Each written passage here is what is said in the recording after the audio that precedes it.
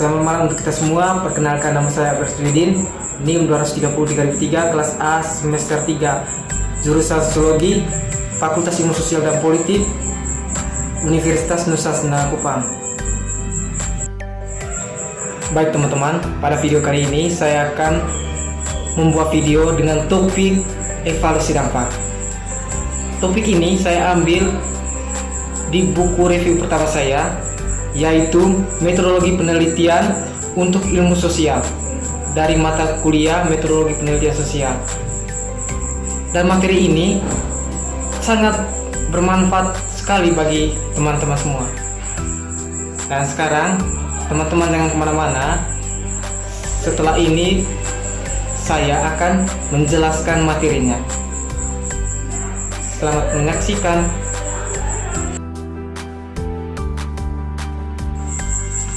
Oke, baik teman-teman, sekarang saya akan menjelaskan materi tentang evaluasi dampak. Nah, saya mau tanya nih, apa itu pengertian evaluasi dampak? Menurut saya, evaluasi dampak adalah suatu kegiatan melakukan penilaian terhadap perubahan-perubahan dalam kondisi kehidupan kelompok sasaran yang diakibatkan oleh proyek atau program dan merupakan hasil kegiatan-kegiatan proyek atau program. Pada konteks ini bisa diuraikan kalau kegiatan evaluasi dampak itu ialah kegiatan menilai suatu perubahan kondisi kehidupan. Baik, setelah saya menjelaskan apa itu evaluasi dampak, sekarang saya akan melanjutkan materi-materi selanjutnya. A. Isu utama evaluasi dampak. Tantangan utama evaluasi dampak adalah untuk menentukan apa yang akan terjadi pada penerima manfaat jika program tersebut tidak ada. Artinya, jika kita ingin menentukan evaluasi dampak program keuangan mikro terhadap pendapatan rumah tangga per kapita penerimaan manfaat, hasil penerimaan manfaat tanpa adanya intervensi akan menjadi kontrafaktualnya.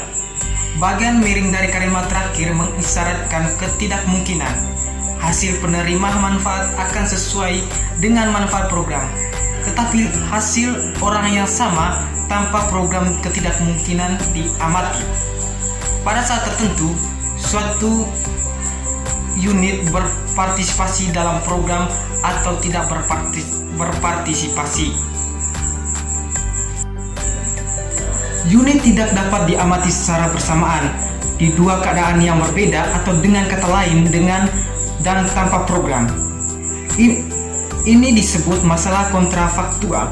Dengan demikian, masalah utama IE adalah bahwa evaluasi terbaik pertama adalah menghitung perbedaan hasil antara penerima manfaat dengan program dan orang yang sama jika tidak menerima program. Meskipun bagian pertama dapat diamati, bagian kedua tidak. Jadi, tantangan dari penilaian dampak adalah untuk menciptakan kelompok pembanding yang meyakinkan dan masuk akal bagi penerima manfaat sehubung dengan data yang hilang ini. Ada dua pilihan sederhana untuk menangani situasi tersebut. Pertama, seseorang dapat membandingkan hasil dari seseorang yang dirawat di bawah program dengan orang yang tidak diobati, atau biasanya kami menyebutnya sebagai kontrol. Yang kedua, seseorang dapat membandingkan hasil sejumlah dan sesudah intervensi untuk orang yang dirawat. Kami membahas masalah yang terkait dengan keduanya secara berurutan. Sekarang yang ke B, metodologi yang berbeda dari evaluasi dampak dan penggunaannya di India dan anak benua. Meskipun prinsip uji coba kontrol acak atau RCTI bukanlah hal baru secara ilmiah, penggunaan skala besar mereka di negara berkembang belum pernah terjadi sebelumnya. Metode ini meminjam dari ilmu kedokteran dan sudah digunakan untuk evaluasi kebijakan publik di negara maju sejak tahun 1960-an. Telah disesuaikan terutama untuk masalah dan keadaan negara berkembang. Secara metodologis, evaluasi acak adalah pendekatan terbaik untuk memperkirakan efek dari suatu program. Sebelum program dimulai, individu yang memenuhi syarat secara acak ditugaskan kedua kelompok yang secara statistik identik sebelum program.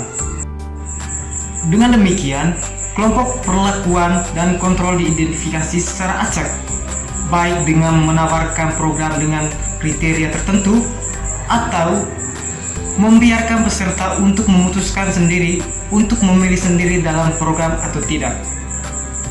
Karena anggota kelompok atau perlakuan dan kontrol tidak berbeda secara sistematis pada awal percobaan. Setiap perbedaan yang kemudian muncul di antara mereka dapat dikaitkan dengan program daripada faktor lain. Jadi, di bawah evaluasi acak, istilah B dapat persamaan 3 benar-benar hilang. Namun, dalam praktiknya, peneliti hanya dapat mengurangi sebagian bias karena menjadi sangat sulit untuk menemukan kontrafaktua yang sempurna. Ahli statistik telah mengusulkan pendekatan pengacakan 2 tahap yang menguraikan prioritas ini. Pada tahap pertama, sampel calon peserta dipilih secara acak untuk memastikan validitas eksternal percobaan. Pada tahap kedua, individu dalam sampel ini secara acak ditugaskan kelompok perlakuan dan perbandingan, memastikan validitas internal bahwa perubahan selanjutnya dalam hasil yang diukur disebabkan oleh program dan bukan faktor lain. Jadi, di bawah evaluasi acak, istilah B dapat persamaan 3 benar-benar hilang. Namun, dalam praktiknya, peneliti hanya dapat mengurangi sebagian bias karena menjadi sangat sulit untuk menemukan kontrafaktua yang sempurna. Ahli statistik telah mengusulkan pendekatan pengacakan 2 tahap yang menguraikan prioritas ini. Pada tahap pertama, sampel calon peserta dipilih secara acak untuk memastikan validitas eksternal percobaan. Pada tahap kedua, individu dalam sampel ini secara acak ditugaskan kelompok perlakuan dan perbandingan, memastikan validitas internal bahwa perubahan selanjutnya dalam hasil yang diukur disebabkan oleh program dan bukan faktor lain.